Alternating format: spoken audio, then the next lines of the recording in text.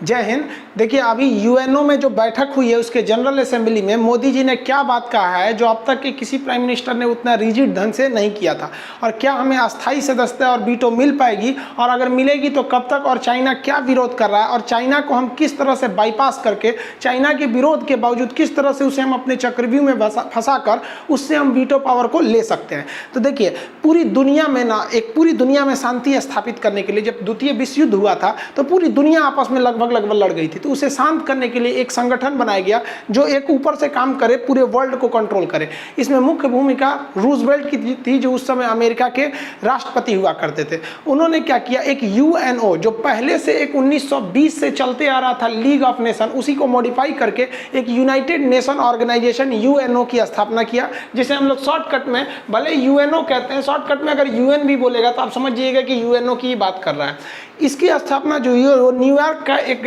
Island है जिसका नाम है मैनहट्टन आइलैंड, वहीं पे हुई थी 24 अक्टूबर 1945 को। अभी तक में इसके 193 सदस्य हो चुके हैं। दक्षिणी सूडान 2011 में इसका सबसे नया सदस्य बना है, तो अभी इसमें 193 सदस्य हैं। इसकी जो सबसे बड़ी सभा होती है उसे कहते हैं जनरल असेंबली, इसे विश्व का लघु संसद के नाम से जाना जाता है।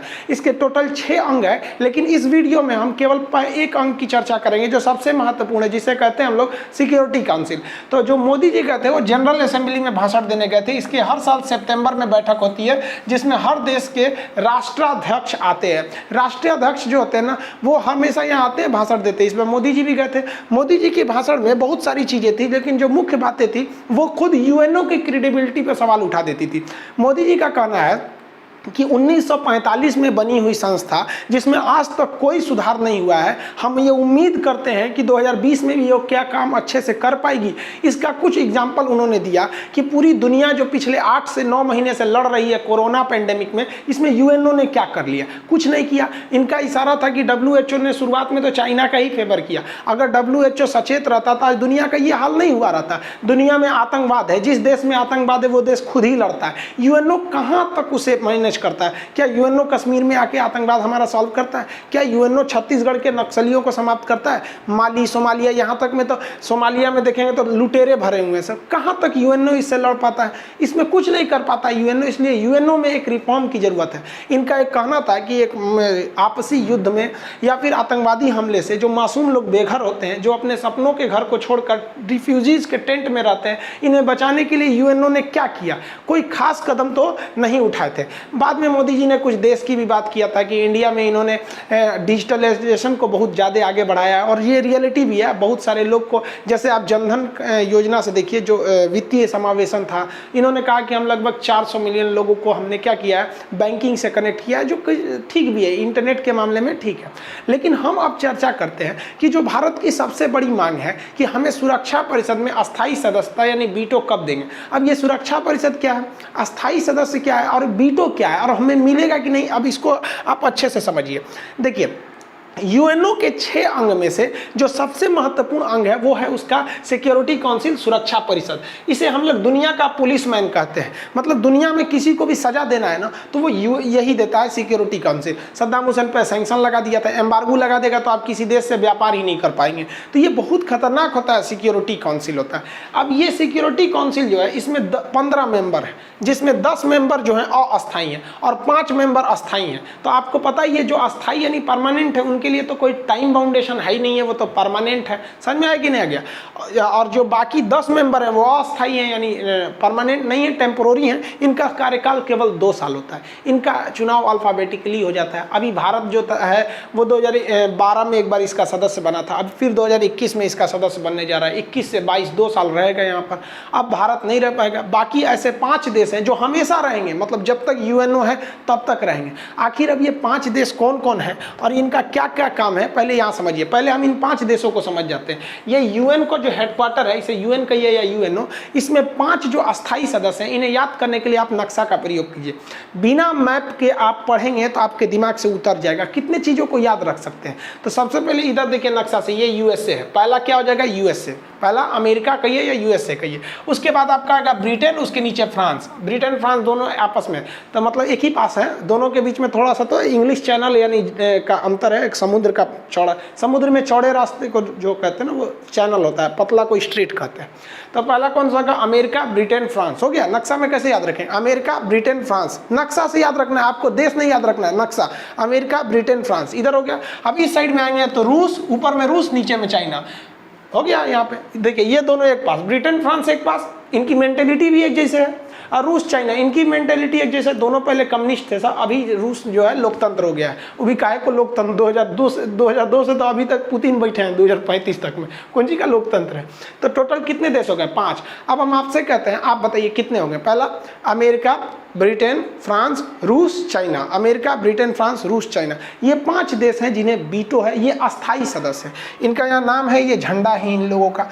अब ये आप अगर गौर कीजिएगा ना, तो ये वही देश हैं जो द्वितीय विश्व युद्ध जीते थे, आपस में लड़के जीत गए थे, ये सब कहीं ना कहीं से यही लोग जीते थे। जर्मनी हारा था, इटली हारा था, उधर में आपका जापान हारा था, और चाइना ने भी इनडायरेक्टली जापान को मारा था, तो आप समझिए कि वो अमेरिका की ही ओर से लड़ा था। तो ये जो द्वितीय विश्व युद्ध में जीत गया उसको आपने परमानेंट सदस्य दे दिया, बाकी को टेम्पोररी दिया, 2 साल आओ जाओ। अब ये इनका पावर क्या है ये समझिए, ये तो आप 5 समझ गए ना। इनका पावर देखिए, जितने परमानेंट मेंबर यानी अस्थायी सदस्य वाले जो 5 देश हैं, इनके पास एक पावर है वीटो पावर।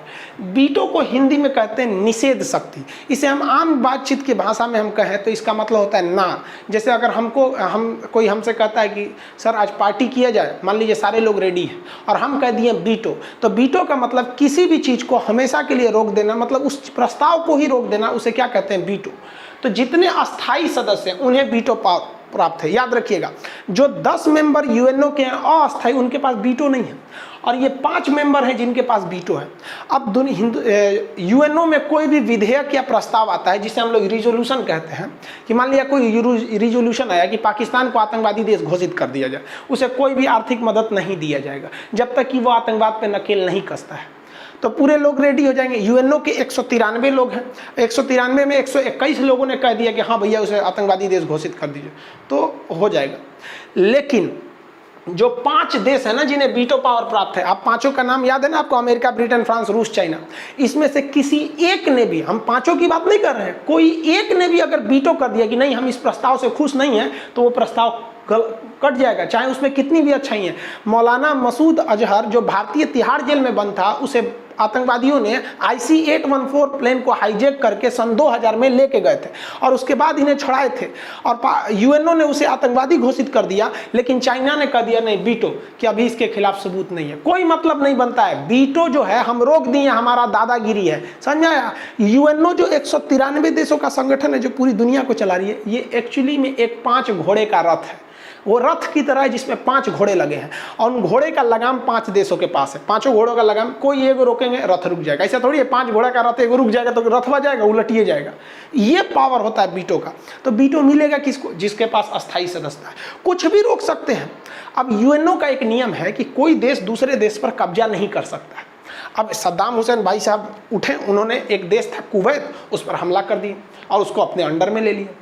अब यूएनओ वाले ने पूरा उठ के हमला कर दिया। यूएनओ ने प्रस्ताव पारित हो गया सुरक्षा परिषद में कि आप कब्जा क्यों किए हैं, क्योंकि आप किसी देश पे कब्जा करके नहीं रख सकते, उस देश में शासन वहीं के लोगों का होगा। अब सद्दाम हुसैन क्लास किए नहीं थे मेरा, चढ़ गए हमला करने, पूरी दुनिया उठ के मारी, सद्दाम हुसैन कहाँ पहुँच गए समझ में आ गया। लेकिन देखिए यही यूएनओ में 1959 में चीन ने तिब्बत पर हमला किया और तिब्बत को पूरी तरह हम घोट लिया, अपना राज्य बना लिया तिब्बत को। जब सुरक्षा परिषद में यह प्रस्ताव गया कि नहीं सारे देश चीन का विरोध करें या चीन पर हमला करें जब तक वह तिब्बत को नहीं छोड़ देता है, तो 121 सदस्यों की जरूरी है, प्रस्ताव पारित हो गया। लेकिन 5 जो वीटो पावर वाले हैं उनका भी तो सहमत होना जरूरी है। सब सहमत हो गए, सब अमेरिका ब्रिटेन फ्रांस रूस सब सहमत हो गए। चाइना का हमारे पे हमला, वीटो ले भैया। इसका मतलब ये हुआ कि जिनके पास वीटो है ना वो रौंद देंगे किसी को। अब देखिए ना अफगानिस्तान की क्या गलती थी, रूस उस पर हमला कर दिया था, अपने में कब्जा कर लिया। अब रूस को भगाने के लिए ओसामा बिन लादेन को लेके आया अमेरिका, तुम मारो रूस को भागो, मतलब अफगानिस्तान को ये लोग ना अखाड़ा बना दिया। आप अभी भी देखिए अमेरिका कहीं भी घुस के हमला कर देता है। अब ईरान के सेना प्रमुख को मार दिया मिसाइल से, समझ में आया कि नहीं? ये उकसावे वाली ना चीज़ है यहाँ पर। अब इराक चौपट हो गया, ईरान होगा तो हम लोग का पेट्रोल का रेट बढ़ जाएगा। तो हम लोग को तो सब चीज़ देख के चलना है ना कि भाई तुम ईरान से तुम्हारा कुछ भी झगड़ा है उसको जिंदा रखो ना, हम लोग को पेट्रोल देता है, बाकी हमको कौन चीज़ उससे रिश्तेदारी थोड़ी है। तो आपके मन में एक चीज़ तो समझ में आ गया कि जिसके पास वीटो है वो यूएनओ में कुछ करेगा, आप नहीं रोक सकते। समझ में आया ना? कि अब आप एक लड़का कर रहा है कि सर चाइना से ना, हम जब क्लास में पढ़ा रहे थे ऑफलाइन तब, तो कर चाइना से सर वीटो छीन क्यों नहीं लेते हैं प्रस्ताव लाके? तो बेहतरीन है, छीन लीजिए। तो छीनने के लिए भी तो 193 में से 121 की जरूरत है, और उसके बाद जो 5 वीटो वाले हैं सब इन पांचों का भी तो सहमत रहना जरूरी है। 5 में से एक को अगर कह दिया वीटो यानी नहीं तो नहीं होगा। तो मान लीजिए चाइना का वीटो छीन रहे हैं तो अमेरिका कहेगा ठीक है, ब्रिटेन फ्रांस रूस छीने, चीनवा कहेगा हमरे छीनेगा रे, ले वीटो जो यहाँ से नहीं छीन सकते, उन्हीं के पास वीटो रहेगा। और अगर कोई देश वीटो लेना भी चाहता है ना, यूएनओ में सुधार होगा कि भैया 1945 की चीज़ है, पुरानी हो गई है, इसमें सुधार कीजिए। तो ऑलरेडी जो 5 अस्थाई सदस्य हैं जिसे शॉर्टकट में आप वीटो कहते हैं, इन 5 का रेडी रहना जरूरी है। एको को ठोका वीटो तो आप गए काम से। अब हमारे लिए सबसे बड़ा खतरा समझ रहे ना चाइना है, लेकिन ऐसा थोड़ी है, हर चीज़ का इलाज है। आखिर में समझाते हैं क्या इलाज है। तो आप ये वीटो समझ में आ गया। अब कभी कभी क्वेश्चन पूछता है सबसे ज़्यादा वीटो यूज़ कौन किया है? तो सबसे ज़्यादा रसिया किया है, फ्रांस नहीं करता है वीटो, ये बीच बीच में रहता है, इतना प्रयोग नहीं करता है ये। आगे देखिए, हालांकि सब वीटो 5 के पास है, वो कर सकते हैं।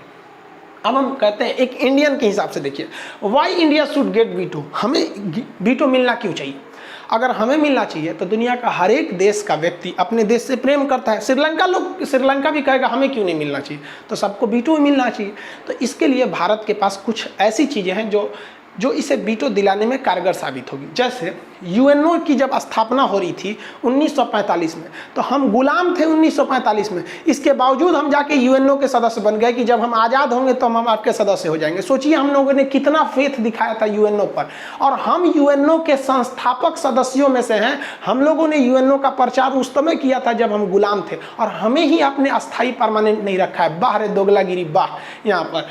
उसके बाद हम लोगों ने अलग अलग देशों को यूएनओ से जोड़ा कि नहीं तुम भी यूएनओ में आ जाओ। जो चाइना इतना बड़ा कमीना है उसे भी हम लोगों ने ही जोड़ा था, और जो चाइना का वीटो है वो भारत को ही मिल रहा था। आगे समझाएंगे कि हम लोगों ने क्यों चाइना को हैंड ओवर किया था। तो हम लोगों ने कई अन्य देशों को भी प्रेरित किए थे, इंस्पायर किए थे कि तुम यूएनओ में जाओ और विश्व शांति कायम करो, और उसका नतीजा ये मिला कि हम सदस्य नहीं। यूएनओ का मुख्य उद्देश्य है कि जनता पर कोई अत्याचार ना करे, इसलिए हर जगह पर लोकतंत्र की स्थापना हो, वहाँ कोई राजा या सैनिक का शासन ना हो ताकि जनता पर अत्याचार हो। दुनिया में सबसे बड़ा लोकतंत्र कौन है? भारत है। आपको पता है अफ्रीका में चुनाव होता है ना, तो भारत से ईवीएम मशीन जाता है। दुनिया के सबसे बड़े लोकतंत्र हैं। हमसे ज़्यादा जनसंख्या चाइना में है, लेकिन चाइना में चुनाव ही नहीं होता है। सी जिनपिंग आएंगे, अब उसके बाद कौन आएंगे, वही एक तो पार्टी है, कम्युनिस्ट पार्टी, वही डिसाइड कर देगी। जनता वहाँ वोट नहीं देती है। तो ये बात आपने बहुत कन्फ्यूजन हो जाता है, सर हमसे ज़्यादा तो जनसंख्या चाइना की है। चाइना जनसंख्या में है बट वहाँ डेमोक्रेसी नहीं है। तो सोचिए, जो यूएनओ का मुख्य उद्देश्य है कि डेमोक्रेसी होना चाहिए, तो जिस डेमोक्रेसी को चाइना फॉलो नहीं करता, आपने उसे अस्थायी सदस्य दे दिया। और दुनिया का जो सबसे बड़ा डेमोक्रेसी है भारत, ये तो आपने उसी को सदस्यता नहीं दिया। बहुत बढ़िया भाई, बहुत बढ़िया। ये तो वही बात हो गया, शराब का 2 पैक लगा के आप कहिए कि शराब बंद होना चाहिए, शराब नहीं बिकना चाहिए। भैया जो खुद डेमोक्रेसी नहीं है उसको दे रखा आपने। उसके बाद सेकुलरिज्म। हिंदुस्तान एक सेकुलर कंट्री है। यहाँ किसी धर्म को, किसी जाति मजहब को संविधान के हिसाब से बड़ा या छोटा नहीं बनाया गया है। यहाँ सारे लोग आराम से रह सकते हैं। अब कुछ लोग कमेंट करेंगे कि सर ऐसी समस्या, देखिए जहाँ भी जो चीज़ ज़्यादा रहती है ना, तो माइनॉरिटी को थोड़ा सा प्रेशर झेलना ही पड़ जाता है। अदरवाइज में भारत में कभी भी ऐसा नहीं दाग लगा है। पाकिस्तान हमारे सामने अलग हुआ था, वो इस्लामिक कंट्री हो गया है। अब वहाँ नियम है कि कोई हिंदू प्रधानमंत्री नहीं बन सकता, कोई हिंदू सुप्रीम कोर्ट का जज नहीं होगा, कोई हिंदू राष्ट्रपति नहीं होगा। मतलब जब भी होंगे तो मुसलमान होंगे। हिंदुस्तान में ऐसा कोई नियम नहीं है। आपके पास भी 273 सीट है, आप मोदी जी को हटा के जैन धर्म के हैं, कोई दिक्कत नहीं। आप दिगंबर है, बिना वस्त्र के आप प्रधानमंत्री हो सकते हैं। बस आपको 273 सीट चाहिए। आप सीटें में नहीं लाएंगे, आप खोजेंगे प्रधानमंत्री हो जाए। 3-3 मुस्लिम राष्ट्रपति हो गए हिंदुस्तान में। हमारे देश के आज भी सुप्रीम कोर्ट में मुस्लिम जज हैं, और भारत में किस पद पर मुस्लिम नहीं रहे हैं? प्रधानमंत्री बनने के लिए तो भी आपको 273 सीट चाहिए ना जी। अब आप लाइए सीट, आप भी बन जाइएगा। तो ये सारी चीज़ें, भारत में ऐसा कोई भेदभाव नहीं है। हमने जॉर्ज फर्नांडिस को रक्षा मंत्री तक बनाया है। क्या हम लोगों ने नहीं एक्सेप्ट किया? हर धर्म को हम लोगों ने एक्सेप्ट किया, फिर भी हमें अस्थायी सदस्यता नहीं है। चाइना में देखिएगा तो चाइना में मुसलमानों को दाढ़ी रखना अलाउ नहीं है, महिलाएं बुर्का पहनती है तो काट देते हैं, सब जांग घुटना से ऊपर कपड़ा रहना चाहिए, स्कर्ट पहना के घुमाते हैं सब मुसलमानों को। ये पाकिस्तान तब नहीं कहता है कि हम मुसलमानों को बचाएंगे। ये पाकिस्तान को मुसलमान की याद कब आती है? जब कश्मीर मुद्दा आता है, तब वहाँ उगारे घुमा रहा है चाइना में तो नहीं बोलना है तुमको कि इस्लाम खतरे में है, तब तो अरे तुम्हारा बाप है वो, कैसे बोल देगा तुम वहाँ पर? तो ये सेकुलरिज्म के मामले में हम लोग अच्छे हैं।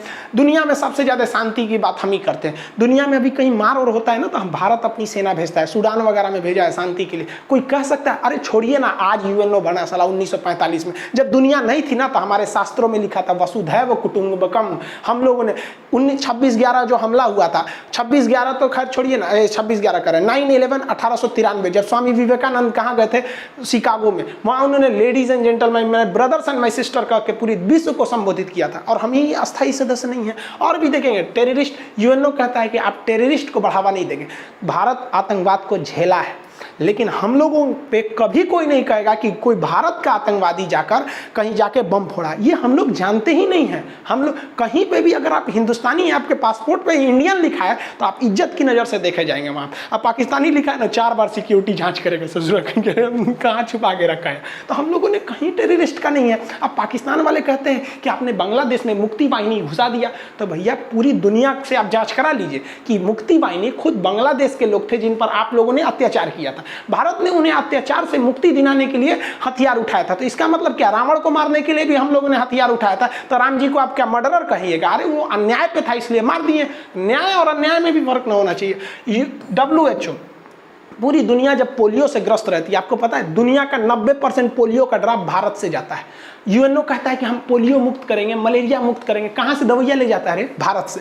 एस्ट्राजेनेका खोज कर रही है, मॉडर्ना अमेरिका में खोज कर रही है, स्पुतनिक खोज कर रहा है, चाइना का जो सीनो वैक्सीन है खोज कर रहे हैं, लेकिन सब भारत से कर रहे हैं कि भैया हम तो खोज कर लेंगे, बनाएंगे कैसे? तुम भारत वाला बना के देना। और हम लोग अस्थायी सदस्य नहीं है। वाह रे यूएनओ वाह। यहाँ पर रिलेशन पूरी दुनिया में, अगर चाइना और पाकिस्तान को छोड़ दीजिएगा तो पूरी दुनिया भारत को इज्जत के नज़र से देखती है। ये साले कभी नहीं देखेंगे, इनको तो अब छोड़िए के चलिए, ये कभी नहीं देख सकते। कहते हैं ना, पता नहीं किसका पूंछ सीधा नहीं हो सकता है, आप जानते हैं किसका नहीं। तो पूरी दुनिया में हमारा रिलेशन भी अच्छा है। तो इस आधार पर हम कह सकते हैं कि हम एक पूर्ण हकदार हैं कि हमें यूएनओ का सदस्य परमानेंट सीट मिलनी चाहिए, और परमानेंट सीट मिलने के एवज में हमारे पास वीटो पावर होना चाहिए ताकि वर्ल्ड की डिसीजन लेने में हम मदद कर सकें। क्योंकि जब अमेरिका इराक पर हमला करने जा रहा था और हमारे पास वीटो रहता तो हम लोग शर्तीय वीटो कर देते, क्योंकि उससे हमें 2 चीज़ का लॉस हुआ था। हमारे लगभग 2.5 लाख लोग काम करते थे इराक में, उनकी नौकरी चली गई, और हमें एक सस्ता पेट्रोल मिलता था, वो भी चला गया। आज रहता तो हमें मिल जाता ना। अब हमें मिला क्यों नहीं, इसका विरोध क्यों हो रहा है, इसके भी कुछ कारण समझ जाते हैं। अगर आप मेंस एग्जाम लिखिएगा तो दोनों लिखना पड़े। तो हमें क्यों नहीं मिला आज तक यूएनओ तो परमानेंट सीट? तो देखिए, यूएनओ ने एक नियम बनाया था, NPT न्यूक्लियर नॉन प्रोफिलरेशन ट्रीटी, नाभिकीय अप्रसार संधि। ये इसका एक अलग वीडियो बना के समझा देंगे, अभी नॉर्मली समझिए। इसमें कहा गया था कि आप परमाणु हथियार को नहीं रख सकते हैं। 1968 के बाद आप परमाणु हथियार नहीं रख सकते हैं। समझ आ गया कि नहीं आ गया? उससे पहले है तो आप रख लीजिए। ये इंप्लीमेंट हुआ था 1970 में, तो 70 समझ के चलिए, लेकिन आ गया था 68 में। अब भारत इसका सदस्य अगर बन जाता है तो हमें तो परमाणु हथियार रखने का अधिकार ही नहीं है। अब यूएनओ दुनिया कहती है, स्पेशली चाइना कहता है कि आप जब NPT पर साइने नहीं किए हैं तो यूएनओ का नियम आप खुद नहीं मानते हैं, तो आपको हम सदस्य बनाए क्यों? हद है भैया। बहुत अच्छा, चलिए इसका भी जवाब है हमारे पास। हम लोगों ने कहा है कि हम कभी भी एटम बम का फर्स्ट यूज नहीं करेंगे। ऐसा नहीं कि किसी से मार हुआ परमाणु बम फेंक देंगे। हम केवल और केवल परमाणु बम रिटेलिएट के लिए प्रयोग करेंगे। यानी अगर कोई हमारे पे परमाणु बम मार दिया ना, तो हम बैठे बैठे मुंह नहीं देखेंगे, तब हम उसको भी मार देंगे। इसका मतलब जो देश परमाणु संपन्न नहीं है, जैसे श्रीलंका, बांग्लादेश, इनसे अगर हम, नेपाल, अभी ये ओली साहब, इनको भी बता देते हैं, तो अगर इनके बीच युद्ध होता है तो हम कभी भी परमाणु बम प्रयोग नहीं करेंगे, क्योंकि उनके पास, नेपाल के पास खुद परमाणु बम नहीं है। वो जब मारेगा नहीं तो हम रिटेलिएट कैसे करेंगे? रिटेलिएट का मतलब उसी भाषा में जवाब देना। तो सिंपल सी बात है। तो हम यही कहते हैं कि भैया हमारा परमाणु बम किसी पर हमला के लिए नहीं, हम आत्मरक्षा के लिए। और भारत ने यूएनओ में स्पष्ट बोला था कि हम आज भी एनपीटी पर साइन करने के तैयार हैं, हम अपना परमाणु हथियार हटाने के लिए तैयार हैं, लेकिन दुनिया का हर एक देश अगर परमाणु हथियार हटा देता है तो हम भी हटा देंगे। नियम सबके लिए हो, चाहे वो राजा हो या फकीर, नियम के हिसाब से कोई भी आप डिस्क्रिमिनेशन नहीं करेंगे कि हम रखेंगे आप नहीं रखेंगे, ये बात नहीं होना चाहिए। तो भारत तो साफ कहता है, तो चाइना यहाँ कहता है नहीं नहीं नियम नियम होता है। अरे भाई नियम नियम होता है तो एक बराबरी का नियम भूल गए कि सब बराबर हैं। दूसरा समस्या क्या, पहला तो समझ गए, एनपीटी पे आगे समझ बता देंगे क्या क्या चीजें थी। आप फ्रांस की एग्जांपल देखिए, फ्रांस एनपीटी पे साइन नहीं किया था, फिर भी उसको परमानेंट से मिल गया था, उसके बाद उसने साइन किया था। ये जब मेंस लिखिएगा ना तो थोड़ा मिर्च मसाला जोड़ेंगे तो नंबर अच्छा मिलेगा। आगे देखिए CTBT, comprehensive test band treaty, बृहद मतलब इसमें बहुत बड़ा परमाणु का परीक्षण नहीं कर सकते, भारत इस पे भी साइन नहीं किया। देखिए दिमाग लगाया सब यूएनओ वाला कि एक काम करो, नियम बना दो कि कोई भी परमाणु बम का परीक्षण नहीं कर सकता है, क्योंकि अगर कोई एनपीटी पर साइन नहीं किया और परमाणु बम बना भी लिया तो एक बार टेस्ट करने के लिए परीक्षण करेगा ना, कि सीधे युद्ध में फेंकेगा, आपको फूस देख कर दिएगा ना भड़का, तो पहले एक बार परीक्षण करेंगे ना। तो इसने कहा कि आप परीक्षण नहीं कर सकते हैं।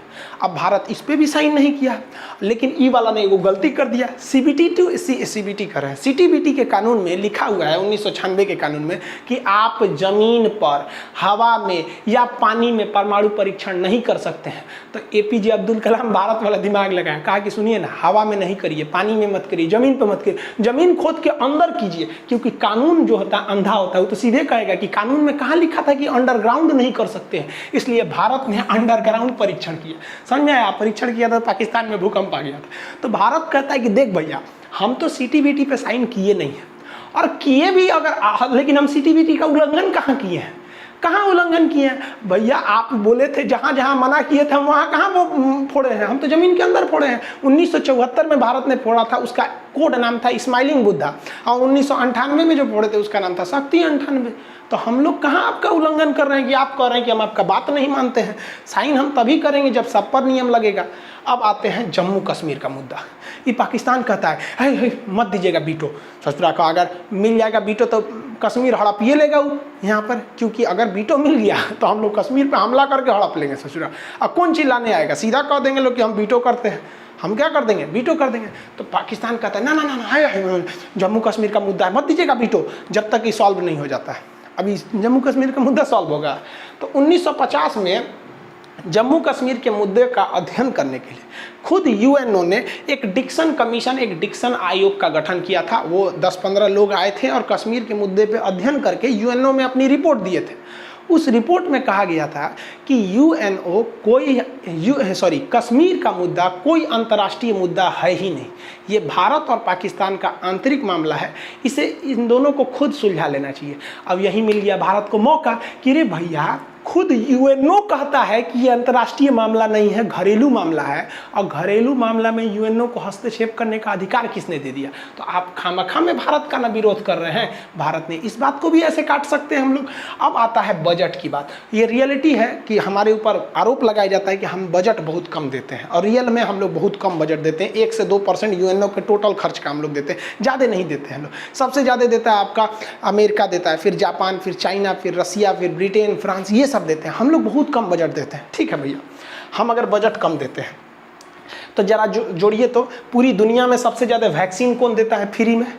कई पैसा में नहीं आ रहा है। पूरी दुनिया में पोलियो की दवाई हम लोग देते हैं, फ्री में आ रहा है। पूरी दुनिया में मलेरिया, अफ्रीका में मलेरिया से हर साल 50,000 लोग मरते हैं, हम लोग मलेरिया की दवाइयाँ देते हैं। अरे छोड़िए ना अफ्रीका ससुरा, हाइड्रोक्सीक्लोरोक्विन मलेरिया की दवा ट्रंप को घट गया था तो बोले थे मोदी जी को कि दे दीजिए, नहीं देंगे तो गड़बड़ हो जाएगा। बोले थे कि नहीं बोले थे? अभी हाल फिलहाल में तो अब हम देते हैं फ्री में।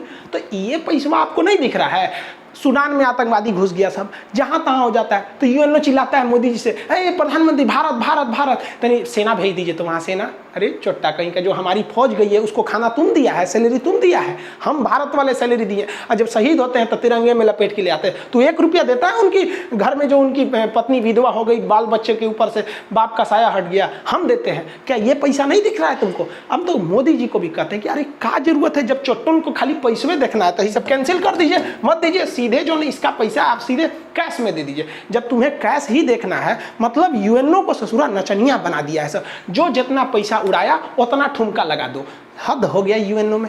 तो भारत को वहां डट कर बोलना पड़ेगा कि ये चीज है, आप मेरा विरोध मत कीजिए, और नहीं तो ये जवाब देख लीजिए, और आपके पास कोई जवाब है तो दीजिए। समझ आ रहा है? हालांकि भारत के जितने भी पीस कीपिंग मिशन थे सब हम लोगों ने आतंकवादियों को रोकने के लिए किया था। तो हमारे जो यूएनओ में अस्थायी सदस्य थे, जो मतलब जो भारत के अधिकारी वहां थे, सैयद अकबरुद्दीन, इसी साल 2020 में रिटायर हो गए। इन्होंने कई बार बहुत सख्ती से आवाज को उठाया था। लेकिन देखिए, एक प्रतिनिधि की आवाज उठाना और एक प्रधानमंत्री की आवाज उठाने में बहुत का अंतर होता है। तो मोदी जी को भी एकदम स्पष्ट ऐसे ही गिनवा के एक बतिया बोलना चाहिए कि देखिए इसलिए आप विरोध कर रहे हैं और ये चीजें हमारे पास हैं। एकदम गिनवा के मोदी जी को बोलना चाहिए, लिस्ट बनाकर वहां पर। ना हो तो मोदी जी को भी ट्वीट कर दीजिएगा कि लीजिए लिस्टवा बना लीजिए और यही जाके बोलिएगा, तब हम लोग को मिलेगा।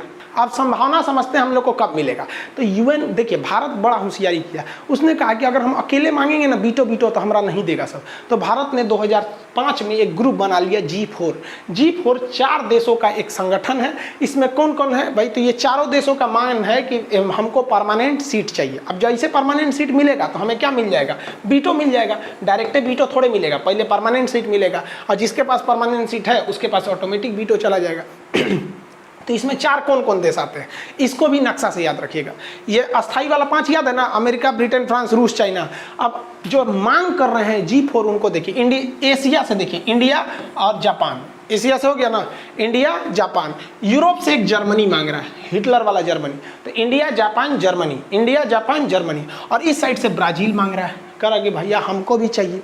और रियल में ही है भाई, आप 1945 का मॉडल को 2020 में लेके झेल रहे हैं। तो यही यूएन को जो महासचिव है ना भैया, एंटोनियो गुटेरेस, उनको 1945 का टेलीफोन थमा देना चाहिए। लीजिए कंट्रोल करिए, इसे सर डिडिंग डिडिंग बात करेंगे यहाँ पे, तो अपने झुनक जाएंगे। कह गया हमको 5G टेक्नोलॉजी चाहिए, तो उनसे कहिए ना कि काहे 1945 का मॉडल वाले के झेल रहे हैं, 2020 में सुधार कीजिए। तो ये चारों मांग रहे हैं। इन G4 समझ में आ गया। एशिया से देखेंगे तो India, Japan, Germany, Brazil. India, Japan, Germany, Brazil. India, Japan, Germany, Brazil. और जो अस्थाई जो पहले से हैं, अमेरिका, ब्रिटेन, फ्रांस, रूस, चाइना। नक्शा के हिसाब से पढ़ेंगे, याद हो जाएगा नक्शा वाला। वैसे मानचित्र का बैच भी कल से स्टार्ट हो जाएगा।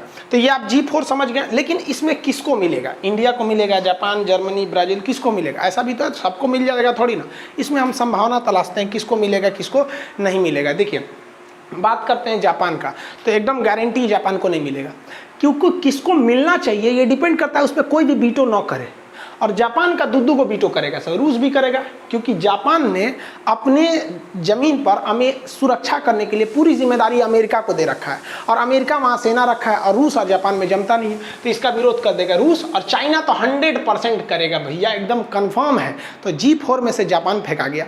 अब बात करते हैं जर्मनी, तो जर्मनी का भी 2 विरोध करेंगे। रूस इसलिए विरोध करेगा कि जर्मनी और रूस में व्यापारिक विरोध है, और चाइना इसलिए विरोध करेगा क्योंकि इसी भाषण में, यानी जो यूएनओ में पिछले दिन बैठक हुई, उसमें चाइना ने कहा कि हम केवल उन्हें वीटो देने के पक्ष में हैं, यानी केवल उन्हें परमानेंट सदस्य बनाने के पक्ष में है जो डेवलपिंग कंट्री हैं, विकासशील यानी विकास कर रहे हैं। अपनी जर्मनी को देखिएगा, ये तो विकास कर चुका है। तो इसका मतलब इस मुद्दे पर चाइना भी उनका विरोध करेगा, लेकिन रूस तो इनका विरोध कन्फर्म करेगा। अब ब्राज़ील की बात करते हैं, तो ब्राज़ील का हल्का विरोध अमेरिका कर सकता है, क्योंकि ब्राज़ील से अमेरिका में खटपट होते रहता है, तो इसका थोड़ा बहुत ये विरोध कर सकता है, लेकिन एकदम कट्टर विरोधी नहीं है सब जिस तरह इसके है।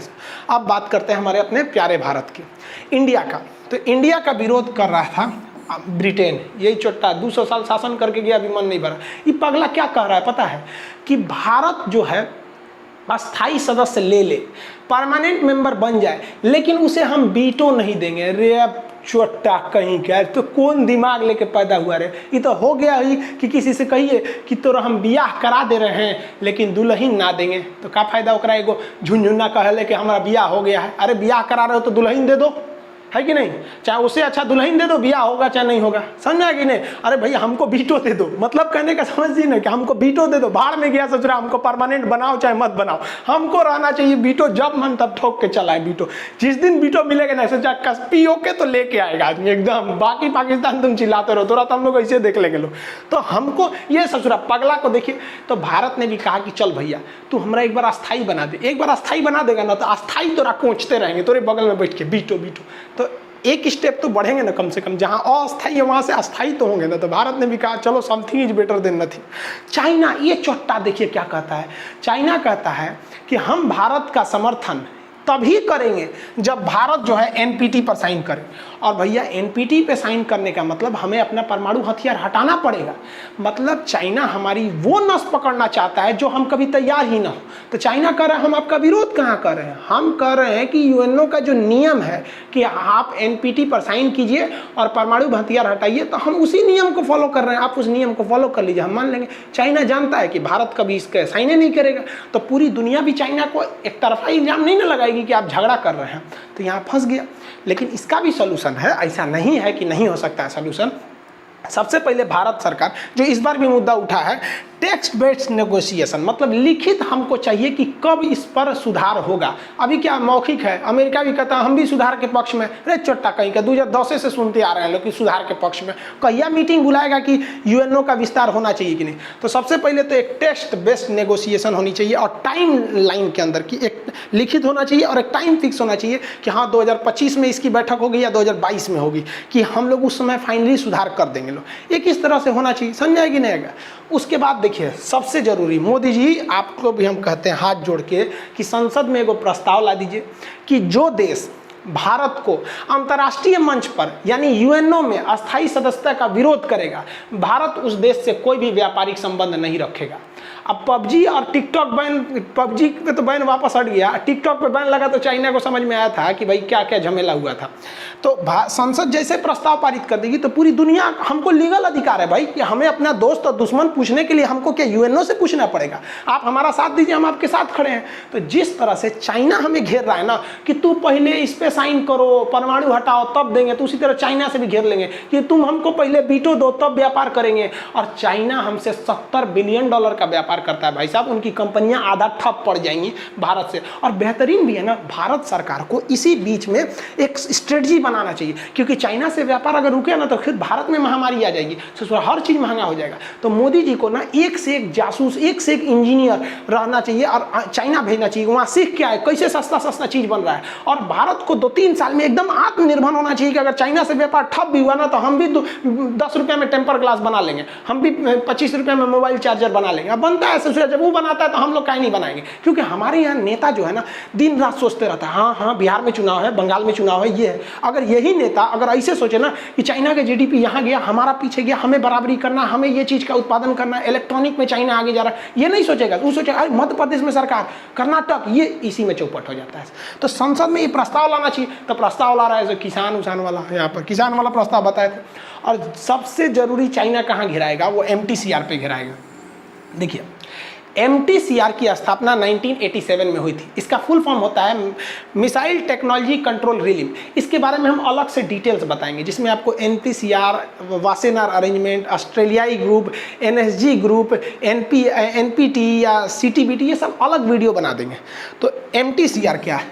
MTCR कहता है कि जो इस MTCR का सदस्य है वही देश किसी दूसरे देश को ऐसी मिसाइल ट्रांसफर करेगा जिसकी मारक क्षमता 300 किलोमीटर से ज़्यादा है।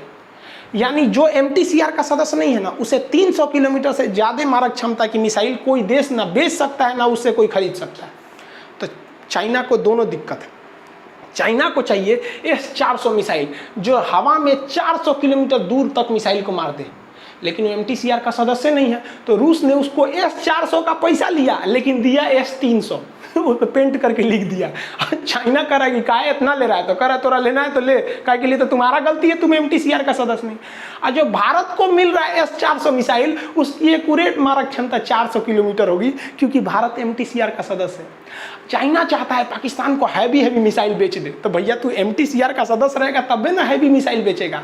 और भारत MTCR का सदस्य है और भारत के पास MTCR में वीटो पावर है।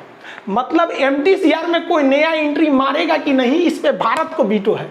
अब भारत यहाँ चाइना से दू हाथ कर लेगा टेबल पे कि तुम हमको यूएनओ में वीटो दिलाओ, हम तुमको MTCR में वीटो दिला देंगे, फिर तुम भी हैवी मिसाइल खरीदना, मिसाइल बेचना, और नहीं तो हम हैवी मिसाइल वियतनाम को बेच देंगे। और इसकी शुरुआत कर देना चाहिए Modi ji. Vietnam, Philippine, Taiwan, जितना उसके दुश्मन है सर, सबको ब्रह्मोस बेचना चालू करिए EMI पर, फ्लिपकार्ट से पहुंचा दीजिए, अमेजोन से ऑनलाइन डिलीवरी यहाँ पर, क्योंकि वो तो साला करिए नहीं पाएगा क्योंकि उसके पास MTCR नहीं है। अब आओ बेटा तुम यहाँ पर। लेकिन हमारे देश के नेता सब हमको हमको समझ में नहीं आता है उनको ये सब बतिया पता है कि नहीं पता है, फ़ोन नंबरों नहीं दिया है कि एक बार आदमी डिस्कस करता है। तो आई होप आप इस सबको समझ गए होंगे कि ये क्या चीज़ है। आपको बाकी आप पॉलिटी बैच में पढ़ते हैं तो आपको टेंशन ही नहीं है, इसमें तो आपको हम पूरा इंटरनेशनल रिलेशन PDF के साथ नोट्स बनवाएंगे ताकि आप PCS और मेंस वगैरह के एग्जाम में UPSC में आप ये सब लिखेंगे, क्योंकि वहाँ आएगा तो 2 लाइन लिख देंगे तो नहीं होगा, आपको हर एक चीज़ बताना पड़ेगा। और अगर आप किसी प्रॉब्लम को गिनवाते हैं ना तो उसका सोल्यूशन भी बताना पड़ेगा, और नहीं तो कोई अधिकार नहीं है कि आप आके प्रॉब्लम गिनवा के चले गए, उसका सोल्यूशन भी रहना चाहिए, तब आपको अच्छा मार्क्स मिलेगा। देखिए आप लोग का जो क्लास था वो थोड़ा रुक गया था, एक्चुअली एप्लीकेशन से प्ले स्टोर से हट गया था, लेकिन गूगल ने आज दे दिया यहाँ पर। हम तो सोचे थे कि आप लोग को कहेंगे कि आप लोग ट्विटर पे कैंपेन कीजिए, उसको बोलिए ट्वीट कीजिए गूगला को, लेकिन गूगला पहले ही दे दिया। जो 2,74,000 लड़के यहाँ पे इनरोल है ना, अब यहाँ 2,74,000 में से ओरिजिनल स्टूडेंट केवल 2.5 लाख हैं, बाकी 24,000 लोग हैं जो पढ़ते नहीं हैं, केवल डाउनलोड किए हुए लोग एप्लीकेशन। पढ़ने वाले कितने हैं सर? केवल 2.5 लाख लड़के हैं सर। तो अभी क्या है कि सर्वर बढ़ गया है, तो जितने लड़के का आगे देखिए बिहार में अगर हैं तो BPSC का एग्जाम आ रहा है, UP PCS वगैरह जितने लोग हैं, आप लोग के लिए पॉलिटी का बैच में हम एक्सटेंड कर दिए हैं, क्योंकि पहले 2 लाख पे ही एडमिशन क्लोज कर दिए थे, अब 50,000 का और जगह बढ़ गया है, तो आप लोग उसमें एडमिशन ले सकते हैं। उसमें आपको international relation, polity, CRPC, IPC, court कचहरी, हर एक चीज़ जितनी चीज़ें हैं वो आपको A to Z चीज़ें बता दी जाएंगी। और मैप का क्लास कल से शुरू होगा, जिसमें आपको मैप भी पढ़ना होगा, एटलस पढ़ना है और ग्लोब पढ़ना है। ये जब तीनों चीज़ें पढ़ लेंगे तब आपको इसमें हम पढ़ाएंगे इंडिया का कौन सा है और वर्ल्ड का कौन सा है, उसके बाद पॉलिटिकल, थेमेटिकल और ये आपका फिजिकल, तीनों टाइप का मैप पढ़ाएंगे। इसमें आपका लगभग मान के चलिए 2.5 महीना से ऊपर का क्लास चलेगा। अभी इसका ऑफर फी है 200, समझा गया? पहले इसका था 150, अभी बढ़ गया 200। एक्चुअली हम आपको ऑफर का अलाउंस जब तक करते तब तक प्ले स्टोर से एप्लीकेशन में गायब कर दिया, तो अब गायब कर दिया तो हम क्या बताते, है ही नहीं है। तो आप लोग डिस्क्रिप्शन में उसका लिंक दे देंगे, खान सर ऑफिशियल ऐप को देकर वहाँ आप पॉलिटी और ज्योग्राफी ले लीजिएगा। पॉलिटी का भी क्लास आपका 200 रुपये में, आपको इतना सोचिए बहुत मिनिमम कॉस्ट है। 200 में आप पूरी दुनिया का कोना कोना जान जाएंगे, हर एक चीज़ मिल जाएगा। पॉलिटी में तो फिर आप समझिए कि फिर आपसे कोई नहीं है। एक लड़का ना कमेंट क्या किया कि सर हमको थाना में ले गया था, मतलब उसने कमेंट करके बताया, तो पूछा कि तुमको डर नहीं लग रहा है, तो कह रहा है कि हम खान सर का पॉलिटी बैच के स्टूडेंट हैं। मतलब मजाक कर रहा था कि क्या कर रहा था, लेकिन कमेंट करके वो बताया ऐसा। तो आई होप आप ये UNO का मैटर समझ गए होंगे। भारत को कब तक मिलेगा इसका अभी तक कोई फिक्स डेडलाइन नहीं है। अब यूट्यूब पे भी वीडियो आते रहेंगे। एक्चुअली 3-4 दिन से हम भी फ्रस्ट्रेट थे, क्योंकि मेरा एप्लीकेशन से जो एप्लीकेशन है हटा दिया था तो दिक्कत हो गया था। अब आपका क्लासेज स्टार्ट रहेंगे, मैप का क्लास, हर एक चीज़ का क्लास अब आपका अवेलेबल रहेगा। मिलेंगे नेक्स्ट क्लास में। जय हिंद।